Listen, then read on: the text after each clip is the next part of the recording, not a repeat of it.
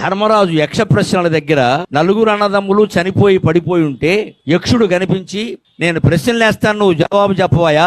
అన్ని ప్రశ్నలకి జవాబు చెబితే ఇందులో ఒకడిని బతికిస్తానన్నాడు. అందరినీ కాదు, ఒకడిని. నలుగురు తమ్ముళ్ల శవాలు ఎదురుగా పెట్టుకుని ధర్మరాజు 1 కాదు 2 కాదు 3 కాదు, ఆ 3 వరుసగా వేయండి, 1 2 3 123 ప్రశ్నలకి జవాబులు చెప్పాడు. నేను భారతంలో లెక్కపెట్టి చెబుతున్నాను. నిలబడి, నీళ్లలో నిలబడి నలుగురు తమ్ముళ్ల శవాలు ఎదురుగా ఉంటే, ఈవేళ మన యువతి యువకులు ఎలా ఉన్నారు అంటే, పరీక్ష ఫలితాలు రాగానే 10 ఆత్మహత్యలు ఖాయం. అంత బలహీన పడ్డారు యువతలు ఈవేళ. ఆవేళ ధర్మరాజు ఆ పని చేసినప్పుడు ఏం 90 ఏళ్లవాడు 70 ఏళ్లవాడు కాదు, 30 ఏళ్లవాడే. నువ్వు అన్ని ప్రశ్నలకి జవాబులు చెప్పావయ్యా, నీకు ఏ తమ్ముడిని బతికించమంటావో కోరుకో అంటే, భీముడిని బతికించమని అడగలేదండి. 10,000 ఏనుగుల బలం కలిగిన వాడు, కురుక్షేత్ర యుద్ధానికి ఉపయోగించేవాడు. అర్జునుడిని బతికించమని అడగలేదండి. శివుణ్ణి యుద్ధంలో ఓడించిన వాడు, కిరాతార్జునీయంలో పశుపతాస్త్రాన్ని సంపాదించిన వాడిని బతికించమని అడగలేదండి. నకులుణ్ణి బతికించమని అడిగాడండి. That is Dharmaraju, that is Dharmaraju. అది భారతీయ చరిత్ర.